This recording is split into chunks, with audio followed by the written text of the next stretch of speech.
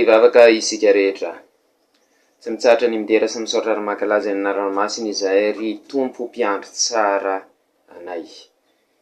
Mamelombelona anay mandrakariva ianao ka manome fitahiana ho anay isanandro ka mahatonga anay indray natratra ity fotoana ity izay andrenesanay ny teninao izao indray. Dia ome ho anay mandrakariva ry tompo ny finoana ahafahanay misikitra aminao mandrakariva ary mamindrafo aminay no ny fahotana izay nataonay ry Jesosy. Amin'ny anaranao no anaovana zavavaka izany. Amen. Ry sekolady malala ho aminareo rehetra ny fahasoavana sy ny fiadanana avy amin'Andriamanitra antsika sy Jesosy Kristy Tompo. Amen. Amin'izao alahady faharoa manaraka ny Pasika izao dia voatendry hozaraina amintsika ny soratra masina araka izay voasoratra ao amin'ny filazantsarany Jaona. Jaona 1:20 andininy 5:20 ka hatramin'ny andininy 5:20. Jaona 1:20 andininy 5:20 ka hatramin'ny andininy 5:20 toy izao no vaky ny teny aminaran'i Jesosy. Ary rehefa nisakafo izy dia hoy Jesosy tamin'ny Simona Petera: Simona, zanaky Jaona, moa ny fitiavanao aminy mihoatra ny fitiavanireto? Hoy izy taminy: Eny tompoko, ianao malala fa tianao ao. Dia hoy izy: fa ano ary ny ondrikeliko. Hoy indray izy taminy fandroany: Simona zanaky Jaona, moa tiava ianao? Dia hoy izy taminy: Eny tompoko, ianao malala fa tianao ao. Dia hoy izy taminy: andraso ary ny ondriko. Hoy izy fanoteliny: Simona zanaky Jaona, moa tiava ianao? Dia nalely Petera satria izy nanao intelo taminy hoe moa tiava ianao. Ka hoy izy taminy: Tompoko, ianao malala ny zavatra rehetra, fantatrao fa tianao ao. Hoy Jesosy taminy: fa ano ary ny ondriko. Lazaiko aminao marina dia marina tokoa, raha mbola tanora ianao dia isikina ka andeha amin'izay tianao, fa rehefa antitra kosa ianao dia anitra ny tananao ary olon-kafa no anikina anao ka hitondranao amin'izay tsy tianao. Ary zany lazaina nanambara ny fomba hafahafatesana izay ankalazana n'Andriamanitra. Ary rehefa voalazana izany dia hoy izy taminy: manarahy. Dia nitoika Petera ka nahita ny mpianatra izay tiany Jesosy nanaraka dia ilay niankina tamin'ny tratrany tamin'ny sakafoanana ka nanao hoe: Tompoko, iza anao madika anao?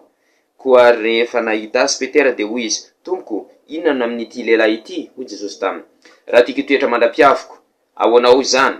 Fa manarahy ianao. Ary niely tamin'ny rahalahy izany teny izany fa tsy ho faty izany mpianatra izany, nefa Jesosy tsy nilaza taminy fa tsy ho faty izy, fa raha tiako toetra izy mandra-piaviko, ahoanao izany? Izy no ilay mpianatra izay vavolombela manambara izany sy nanoratra izany, ary fantatsika fa marina ny fanambarany, ary misy zavatra maro hafa koa izay nataon'i Jesosy, ka raha voasoratra tsirairay avokoa izany rehetra izany, ataoko fa izao tontolo izao aza tsy omby ny boky voasoratra. Amen. Toy amin'ny toriteny tamin'ny heriny izy ity. Rehefa nampiseho indray Jesosy fa tena nitsangana tamin'ny maty, zany hoe afaka ny sakafo miaraka tamin'ny mpianatra. De nampiseho indrindra koa fa tsy mahay manao na inona na inona reto mpianatra reto raha tsy miaraka amin'ny Jesosy, satria miverina tamin'ny fahazarany taloha izy ireo. Dia eto indray dia miresaka Jesosy sy ny mpianana, Jesosy sy Petera moa zany raha mamarina kokoa. De manontany amin'ny Petera Jesosy hoe moa tiava ianao? Intelo izy nanontany an'izay. Raha tadiditsika taloha nafatesany Jesosy, de intelo Petera nanontaniana hoe intelo Petera no nolazaina hoe mahafantatra an Jesosy, intelo Petera nolazaina fa mpianatra Jesosy. De intelo izy no nandà hoe tsy mpianatra Jesosy, satria nahoana? Natahotra ny fahafatesana, natahotra izy so hiaraka vonoina tamin'i Jesosy. Kanefa talohan'io izy de nizingizina mihitsy hoe za de anaraka an Jesosy hatramin'ny farany, fa noho natahotra izy de lasa nandà. Eto amin'izay de hita mihitsy hoe efa vita sedra Petera, tsy sanana andra-tena antsony izy niteny hoe za dia tian Jesosy. Niteny ihany izy hoe tian Jesosy fa ampanetretena, ianao izy malala fa tianao aho. Fatany tsara fa Jesosy malala ny ao am-po, de tsy sanana andra-tena intsony izy. Io toetra io no tokony ananantsika, satria nahoana? Rehefa namaly Petera hoe ianao malala fa tianao ao, dia ho Jesosy hoe vahano ary ny ondrikelo, andraso ary ny ondriko, vahano ary ny ondriko. Io dia andraikitra apetraka Jesosy amin'ireo olona maro eo amin'ny sehatra ny fiangonana. Ny mpampianatra sekolalady, ny mpiandry mazava ho azy, ny pastora sy ireo manana andraikitra rehetra ao am-piangonana. Ekena fa tsy mitovy ny andraikitra, mety misy mijery hoe kely na lehibe, fa manana andraikitra fiandrasana daholo ny olona rehetra ao am-piangonana. Ka marina fa hoe mety mbola tsy ao anatin'izany toerana izany isika ry sekolalady malala, fa ho avy izany. Ho avy ny toerana, ho avy ny fotoana izay andraisantsika ny andraikitra lehibe ao am-piangonana amin'ny anjara fiandrasana. Vitsivitsy ny tamin'ny saiko teo fa misy marobe izy ao am-piangonana. Ka aza manao hoe any olona zareo efa mpampianatra sekolalady amin'izao zany, na zareo zao zany, ho avy ny fotoana. Zao tsika de efa mianatra an'izany. Ka amin'ny Petera dia efa misy zavatra endrasantsika eto, miasa amin'ny fanetretena mandrakariva. Ary rehefa misy ny olana, de Jesosy rery ihany no antsoina. Ny fiandrasana ny ondry no atao zava-dehibe mandrakariva, fa tsy mijery ny tena ary tsy mijery ny hafa. Tsy mijery hoe ihany manoatra an'izao fa manino izy noatra an'izao, fa ny andraikitra ho zay omeny Jesosy ianao mijereo mandrakariva amin'izany. Zao isika efa manomboka mianatra an'izany. Ary de mifikitra amin'ny Jesosy mandrakariva rehefa tratra ny olana sy manao ny andraikitra maro isan-karazany, fa tsy manandra-tena hoe izao de mahavita an'io, zany tena mahay an'io. Afetseny devoly zany fa mitandrema mandrakariva. Ny fahasoavan'i Jesosy Kristy Tompo, ny fitiavan'Andriamanitra Ray, ny firaisana sy fiombonana amin'ny fanay masina ho amintsika rehetra ny hatramin'izao ka ho mandrakizay. Amen. Nivavaka isika. Misaotra anao zay ry Jesosy fa nomenao zany teny izany, izay mampiomana anay mandrakariva amin'ny andraikitra izay ho ampandreketanao aminay any arinany. De taio mandrakariva ary izahay amin'ny asa izay atao, vonona mandrakariva anay izany amin'izay andraikitra izay. Vonona ary finaranao vazany vavaka izany amin'ny anaran'i Jesosy. Amen.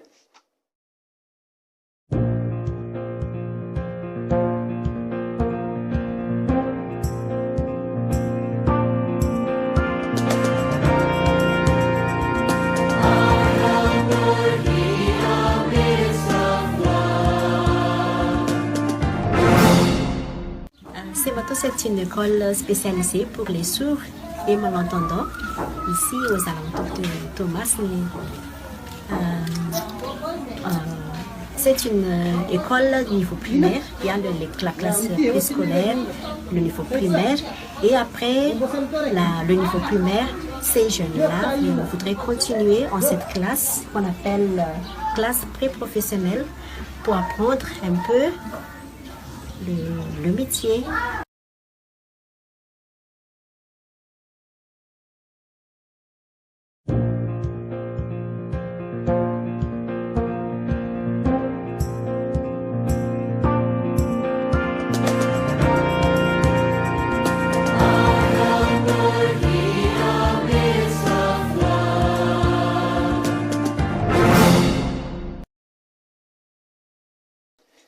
Réunissez-nous dans la prière. Seigneur, nous te remercions pour ce jour nouveau que tu nous as donné. Nous te remercions car tu t'occupes toujours de nous et tu nous donnes ce dont nous avons besoin, comme un bon berger s'occupe de ses brebis. Tu nous donnes aujourd'hui ta parole. Faites que nous recevons cette parole dans notre cœur et pardonne-nous les péchés que nous avons commis. En ton nom, Seigneur, nous faisons cette prière. Amen. Chers membres de l'école du dimanche, que la grâce et l'amour du Seigneur Jésus-Christ et Dieu notre Père soient avec vous. Amen. Deuxième dimanche après Pâques, la parole de Dieu qui nous sera donnée est écrite dans l'évangile selon Jean. Jean chapitre 21, verset 15 au verset 25. Jean chapitre 21, verset 15 au verset 25, voilà ce qui est écrit au nom de Jésus-Christ. Après qu'ils eurent mangé, Jésus dit à Simon-Pierre, « Simon, fils de Jean, m'aimes-tu plus que ceux-ci ne m'aiment » ?« Oui, Seigneur, répondit-il, tu sais que je t'aime. » Jésus lui dit, « Prends soin de mes agneaux. » Puis il dit une deuxième fois, « Simon, fils de Jean, m'aimes-tu » ?« Oui, Seigneur, répondit-il, tu sais que je t'aime. » Jésus lui dit, « Prends soin de mes brebis. » Puis il dit une troisième fois, « Simon, fils de Jean, m'aimes-tu » Pierre fut attristé de ce que Jésus lui avait demandé pour la troisième fois. « M'aimes-tu » Et il lui répondit, « Seigneur, tu sais tout, tu sais que je t'aime. » Jésus lui dit, « Prends soin de mes brebis. Je te le déclare, c'est la vérité, quand tu étais jeune, tu mettais toi-même ta ceinture et tu allais où tu voulais. Mais quand tu seras vieux, tu étendras les bras, un autre te mettra ta ceinture et te mènera où tu ne voulais pas aller. » Par ces mots, Jésus indiquait de quelle façon Pierre allait mourir et rendre le gloire à Dieu. Puis Jésus lui dit, « Suis-moi. » Pierre se retourna et vit venir derrière eux le disciple que Jésus aimait, celui qui était penché vers Jésus pendant le repas, et lui avait demandé, « Seigneur, qui est celui qui va te trahir ?» Puis Pierre le vit donc et dit à Jésus, « Et lui, Jésus, et lui, Seigneur, que lui arrivera-t-il » Jésus lui répondit, « Si je désire qu'il vive jusqu'à ce que je revienne, que t'importe, toi, suis-moi. » La nouvelle se répandit alors parmi les frères que ce disciple ne mourrait pas. Pourtant Jésus n'avait pas dit qu'à Pierre il ne mourra pas, mais il avait dit, « Si je désire qu'il vive jusqu'à ce que je revienne, que t'importe. » C'est ce même disciple qui rapporte ces faits et les a mis par écrit, et nous savons que ce qu'il affirme est vrai. Jésus a accompli encore beaucoup d'autres actions. Si on les racontait par écrit l'une et l'autre, je pense que le monde entier ne pourrait pas contenir les livres qu'on écrirait. Amen.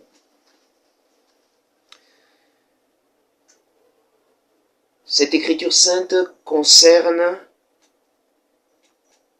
ceux qui ont la responsabilité de s'occuper des brebis du Seigneur. Le pasteur, le berger, les enseignants de l'école du dimanche, beaucoup. Tous ceux qui ont la responsabilité de s'occuper des membres, de fidèles de l'Église, sont des bergers. Or, il s'agit ici de la mentalité qu'ils doivent avoir. La semaine dernière, on a vu Jésus qui s'est montré de nouveau, qui a prouvé qu'il était bel et bien ressuscité et qu'il pouvait manger avec les apôtres. Il a de même également prouvé que, envers les apôtres qui sont revenus dans leurs habitudes antérieures, qu'ils ne pouvaient rien faire sans Jésus. Maintenant, ils sont en train de manger encore, de continuer de manger, et Jésus parle avec les apôtres, plus exactement avec Pierre. Alors il demande si Pierre l'aime vraiment. Si vous vous souvenez bien, avant de mourir, Pierre s'est élevé, s'est montré arrogant par rapport aux autres en disant qu'il aimait Jésus beaucoup plus que les autres.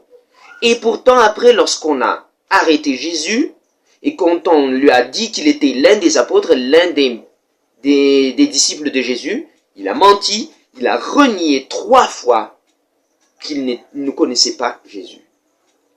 Maintenant, il dit 3 fois qu'il accepte Jésus. Mais il ne s'est plus élevé. Il a dit que Jésus acceptait. Il a dit que tu sais tout. Il a dit à Jésus, tu sais tout, tu sais très bien, tu sais tout ce qu'il y a dans mon cœur, que je t'aime. C'est cette mentalité qu'il faut avoir lorsqu'on s'occupe des brebis du Seigneur. Alors vous allez dire, mais nous, on n'a pas de responsabilité. Ça va venir.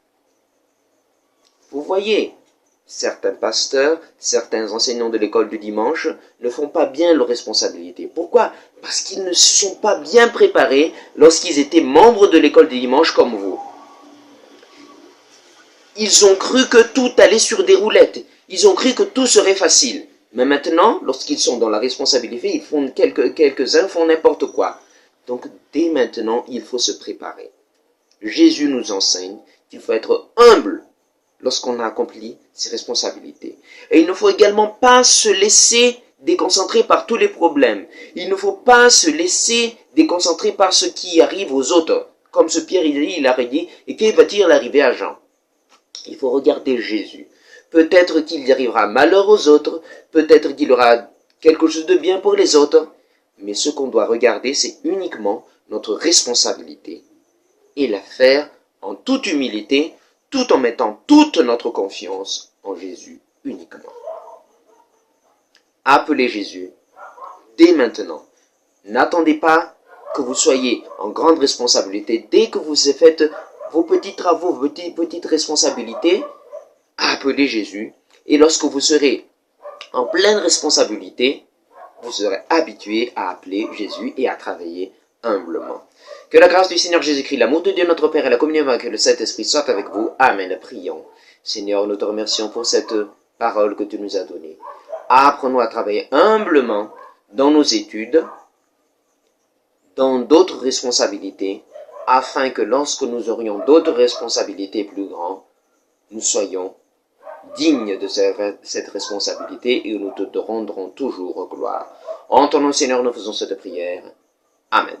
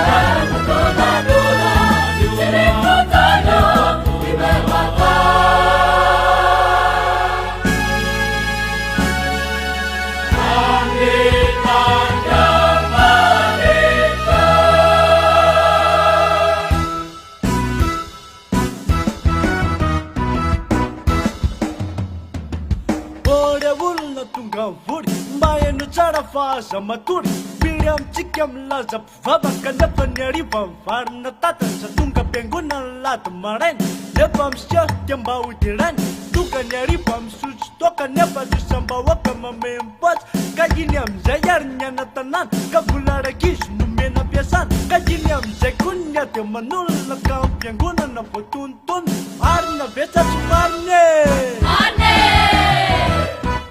Kunyanya da penguna na jam commit biro penguna sasa mutte manen ke futsin ne bana toner chita ne kur banut kutina na vula penguna na balte vul che bana kuruta bisyan kunyam mi janga jam bibaba ke ha katukam sayar nya tinro achana penguna na mitum show kajinyam sayar panu jumul sa gam pangar ke tola pamulsa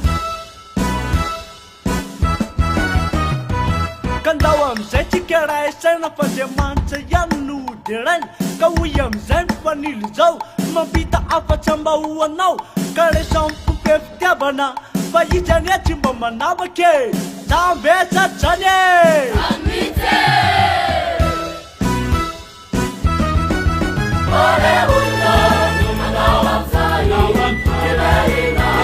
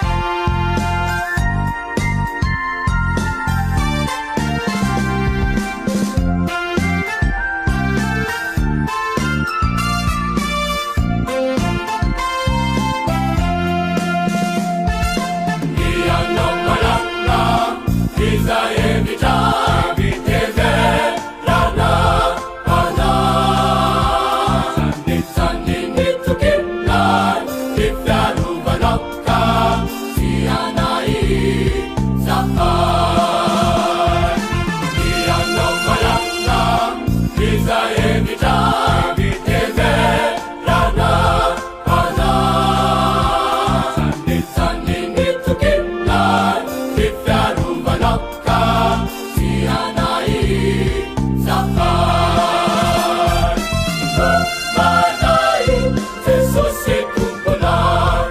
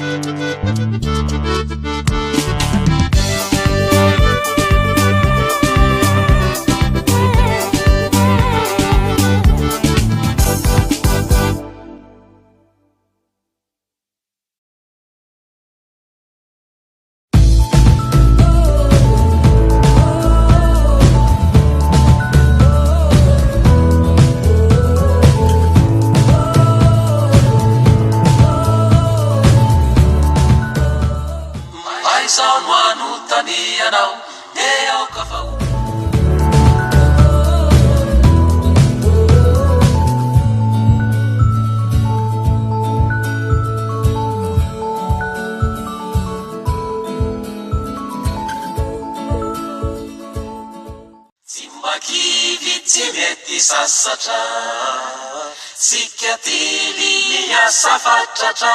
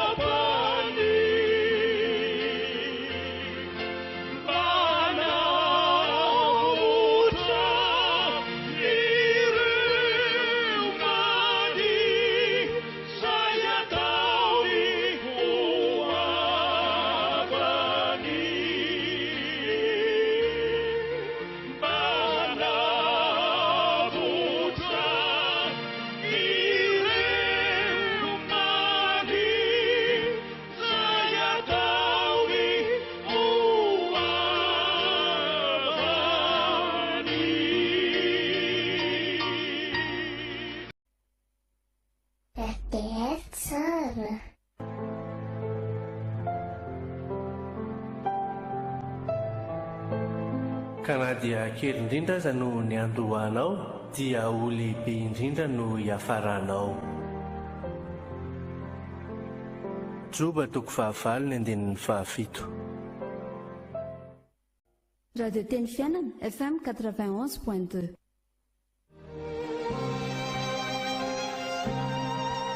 Hita ianao anie Jehova ka hiaro anao, ampamirapiratra ny tavany aminao anie Jehova ka hamindra fo aminao, anandratra ny tavany aminao anie Jehova ka hanome anao fiadanana. Amen. Numeri toko fahaenina andininy fahaefatra amby roapolo hatramin'ny fahaenina amby roapolo.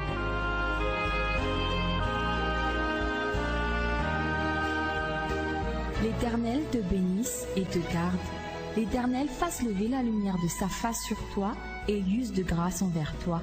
L'Éternel lève sa face sur toi et te donne la paix. Amen. Nombre chapitre 6, versets 24 à 26.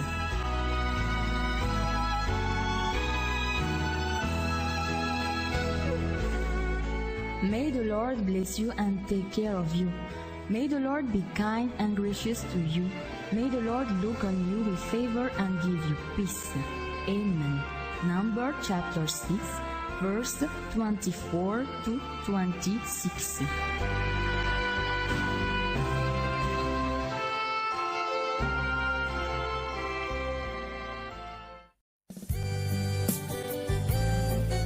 Misaotra anao re mihaino radio Teny Fiainana anako. Eny re bebea.